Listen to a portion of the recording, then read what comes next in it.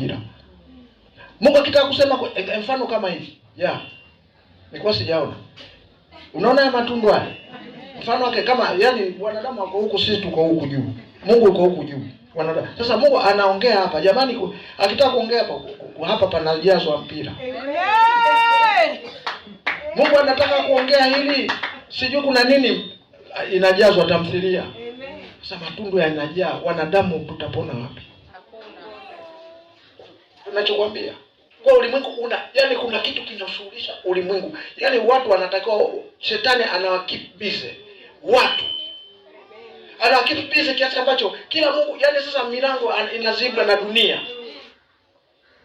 Usione vitu vinazalishwa, unaweza kaona, mimi nakueleza kweli, vitu vingine mtu anakuwa star wa jambo fulani, anakubalika, anapata kibali. Lakini ustaa huo kwa watu wa rohoni, sangine yule ni agent anatumika kuziba milango ili watu wasisikie habari zinatoka mbinguni. Amen.